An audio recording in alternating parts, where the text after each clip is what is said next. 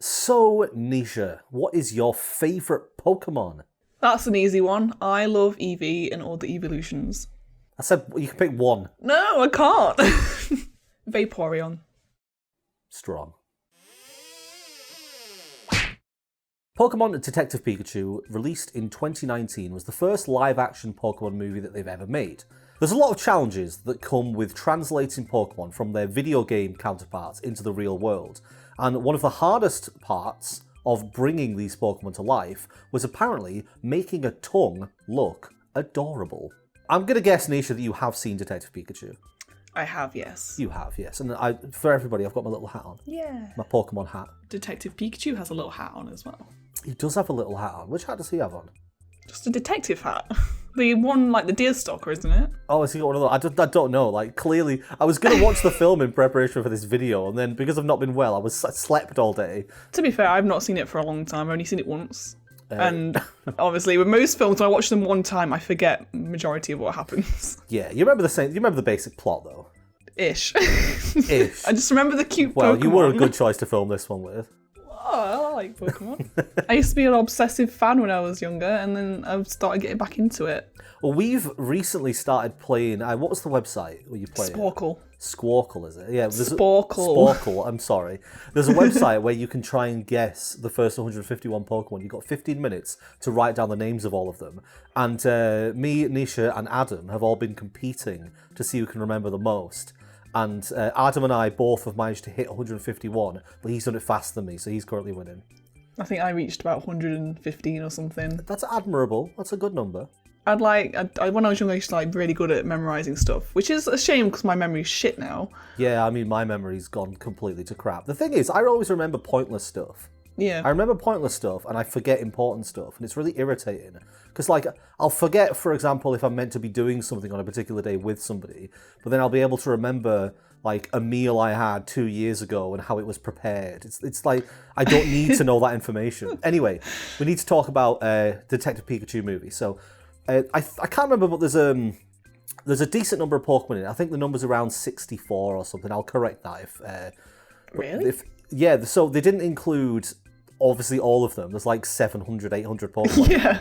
But there's a decent number of them in the film, and all of these Pokemon had to be redesigned so they would work in live action.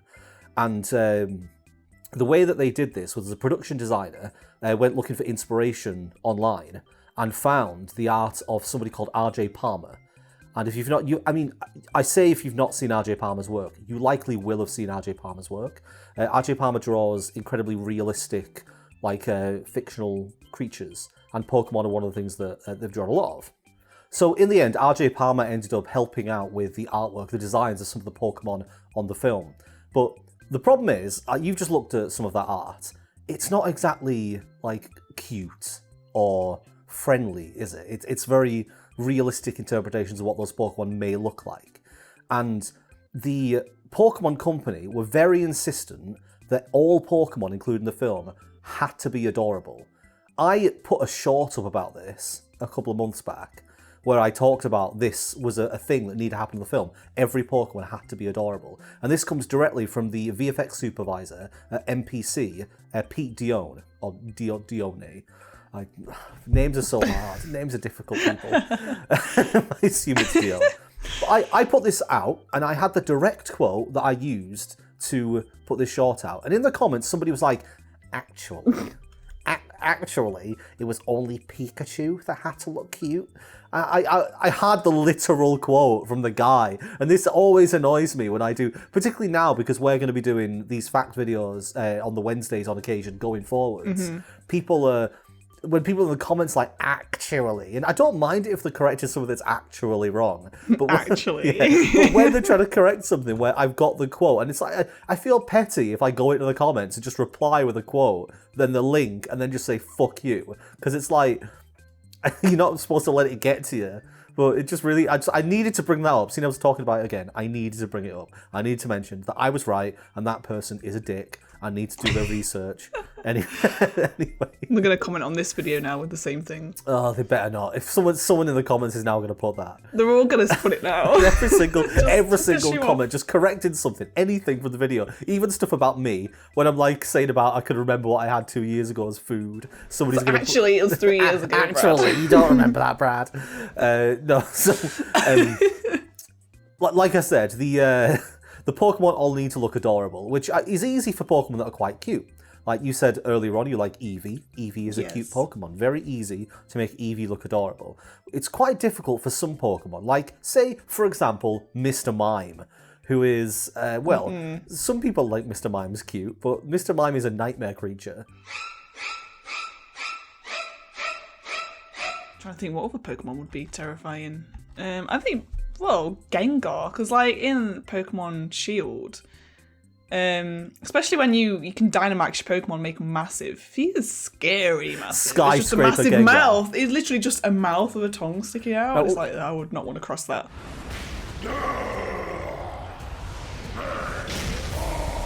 Here's one for you and everybody else in the comments. What would be the scariest Pokemon to wake up in the middle of the night and find stood next to your bed? I've already submitted Mr. Mime. Mr. Mime, you can't have Mr. Mime. Let me think. There's a few to go through my memory bank right now. Well, you have to think about that while I carry on, and then we'll let people in the comments also decide. Just shout out a name. Just in the middle of the conversation. Darkrai! So the way that they did this for Pokemon is that they used various animals from the real world and they mixed elements together. And there might be a video in future where I talk about the way they made Pikachu, because Pikachu is a Frankenstein monster of cute animals in this film. Like, they picked and chose specific elements of cute animals and forced them all into one being. So that's how they made Pikachu. Right, you can hear him talking. Yeah, Pika Pika Pika, he's adorable. You're adorable. But the Pokemon that we want to talk about, and obviously you've probably guessed this by the fact that I mentioned a tongue, and the title is about a tongue. Also, Nisha, how do you say tongue? Tongue. Tongue. She says tongue, I say tongue. I don't know which one is right, please let us know. I think a lot of people say tongue. It's a tongue, yeah. But because they say tongue is the kitchen, you use kitchen tongues, the don't tongue you? is the thing you use in the kitchen to pick stuff up. I know that's a thing, but I brought up saying tongue. Also, I think Pinsir would be pretty scary. Oh, Pinsir would be scary. Or even Scyther. Oh god. Or I want to just clarify that I don't really know much of the new Pokemon. Yeah, same I know here, a lot. Same here. Mainly the original 151, and then the second generation. I was still into it a bit then, and then I kind of just went off it. But got back into it playing Pokemon Violet. I'm learning new Pokemon. I'm like, ooh, what's this? Oh, this is cute. What's this? I like anything that's either looks like a cat, dog, or a dragon. So what's your newest favourite Pokemon then? Oh, what's that dog? It's called. I think it's called Yapper originally. Like the Yapper. Is it Yapper? And then it turns into Boltund. Okay. And it's an electric dog. It's so cool. I'll have a look later. Is it Yapper? Oh no, Yamper. Sorry, Yamper. And then it turns into. It's like a little electric. Like it's got like a weird chubby neck. It's like cute, and then it turns into Boltund, who's just epic. So. I could tell I've set her off going now. We're talking about sorry. cute stuff. Sorry, I'll let you carry on. I can't remember if I finished my sentence. The Pokemon that we're talking about today is Lickitung. And Lickitung appears in one of the early scenes of the film. And it's when Tim, who's the main character, he's on the train heading to Rhyme City. And a Lickitung walks up and licks his face. Please don't. Actually, right, please do. Thank you. Thank you. You have a very generous tongue. And this is like a comedy visual gag. The creators wanted it in the film. But the difficulty came with trying to make Lickitung not look disgusting. Because it's got a massive tongue and it licks things. And when you like in a cartoon, that looks fine. You just got this like single colour pink cartoon tongue dangling out of its mouth. But when you think about what tongues look like in real life, yeah, it's a bit more difficult because tongues are weird and lumpy and covered in spit. And disgusting. Yeah, and in the case of some tongues, like I know some animal tongues have literal hooks on the tongues that they use to rend flesh from bones. Like cats, like big cats. They have. Yeah, we did a video on this a while back, so I'll try and remember to link that one in the corner about how lion tongues are horrifying, monstrous thing. Yep. So naturally, a lot of discussion had to go into the process of making Lickitung's tongue not disgusting. And apparently there were a lot of discussions about how much moisture it had to have, how much saliva it could have. At one point, it didn't have any saliva, but because there was a gag where it had to lick somebody, they were like, we need to put some saliva in. But then the Pokemon Company had an issue because there was too much saliva. And then the texture as well, like, they had to go through nature and find the cutest tongues. Which is it's not really something you think about when you're looking for a tongue specifically. They went through a lot of animals, like big animals, little animals, baby animals, and what they went with was that Licktung's tongue is reminiscent of a human baby's tongue, because apparently that's the cutest tongue they could find, was a baby. And then it had to be soft, with a coarse texture, but not too rough. And it had to be slightly moist, but without too much spit. And this was apparently, like, it was one of the massive points of discussion in the early building of these characters, was just little things like this through all the Pokemon, but this one in particular, because the thing that they're trying to make look cute isn't. It's a tongue, and it licks things. So...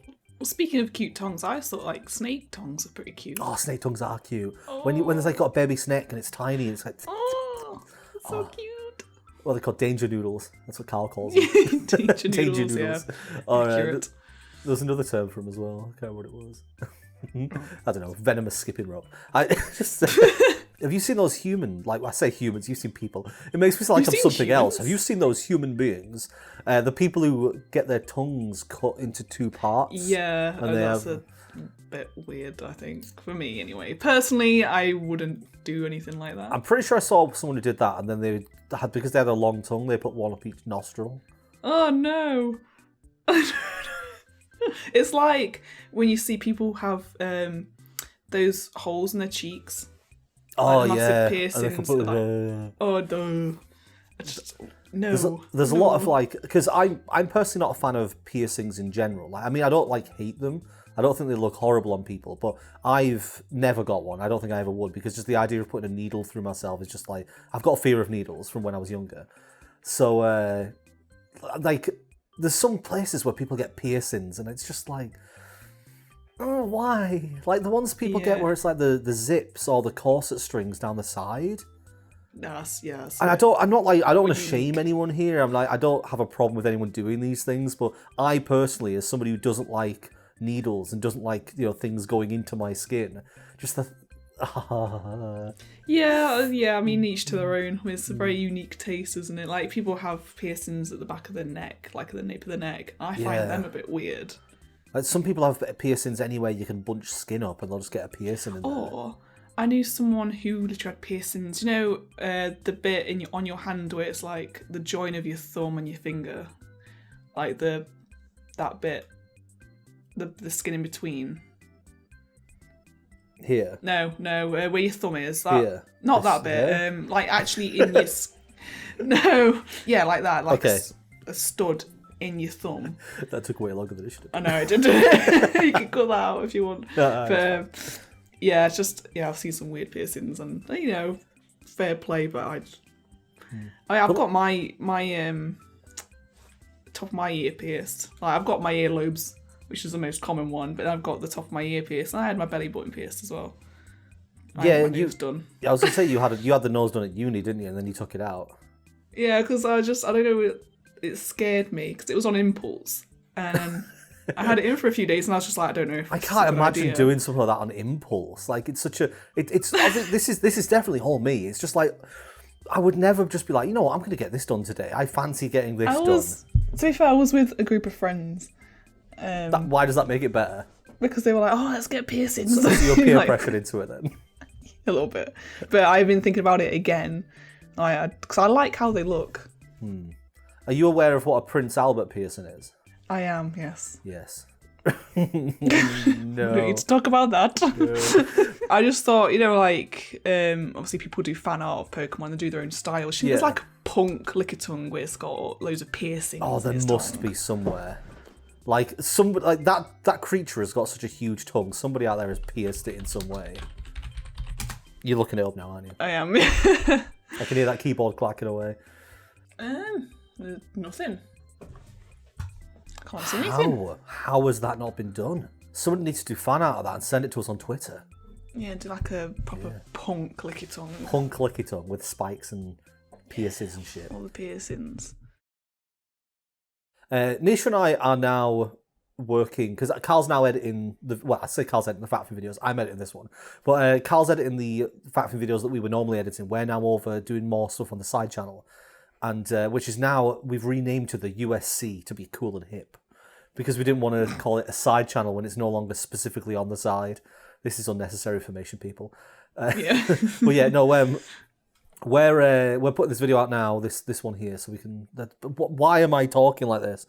I just need to say it exists. I don't need to explain my life story with it. I know that need to ramble. I know that need. I find a lot of time if I'm editing stuff I've done myself, I cut out stuff thinking, what the fuck? Why am I talking about that? Yeah. So me, Nisha, Lucas, and Carl have a second channel which we've now renamed to the USC, and that's where we upload more alternative content, because Fat Fiend is all about facts and stuff. So anything else we want to do, like at the moment we're doing things like improv, we're doing challenges, we're doing pub quizzes. Nisha's been doing like craft stuff, that kind of thing. You know, the alternative kinds of content that won't work on this channel are over on there. And that is entirely funded by Patreon. So because we are trying to use the Patreon more, because YouTube is shit, the Patreon, we've expanded it. So there's now more things available to people who are interested in helping support us. Wait, hold on. One sec. Hello? Sorry if you're still filming. We are. Sorry, do you want food? Yes. I'm going to do like tapas. I'll go to Canarian potatoes and then just do loads of Spanish stuff. Sounds good. Yeah? Yeah. Unprofessional. It's fucking unprofessional! Anyway, before I was so rudely interrupted, if you want to support us, you can get like extra stuff. We're doing things like movie watch-alongs, we're doing live streams, we're doing more bonus content. You can vote and contribute on the kind of content we make. We've also got the accreditation you can get in videos we're making, and there's going to be bonus things like as we go further down. We're going to have t-shirts we're going to do. You can get merch every month and more stuff like that. So yeah, come watch some of the side channel videos and support. Do you mean the USC the USC videos? Oh my God. And support some creators. What video would I recommend? What would be a good video to go and watch? Well, I mean, there's one released actually a few days ago that's about Pokemon. Because I'm very unfamiliar with later Pokemon generations, Carl and Lucas are challenging me to try and figure out what Pokemon are based on the names. So I have to try and describe them. Or they're giving me the image of the Pokemon, asking me to come up with a name for it. So it's very much just a loose discussion, but it's quite funny. And right at the end of it, if you stay right to the end, you get to see a mini Photoshop of a Pokemon that I thought existed. Ooh, I haven't seen that. Have you not seen that? No, I haven't seen that. It's really bad. But yeah, so me, Nisha, or Lucas will be filling these Wednesday slots on occasion. It won't be every single Wednesday because obviously we've got other stuff on, but look forward to potentially seeing more of the other parts of the Fat Fiend crew that aren't Carl. I'm good at presenting. This is amazing outro right here. Yes, it's so good, isn't it? Oh God, I hope Carl doesn't watch this. I don't know if he's going to watch it like, I need to make sure the stuff that's going up is to the right quality. That's funny though. It's comedic, which is what it's it's all about. It's funny for everyone else. Everyone else is laughing at me, not with me. It's two friends having a conversation, having a laugh and learning some facts. So it's exactly what's happening right here. Perfect. I have met the spirit of the Fact Fiend thing. What? Cut it.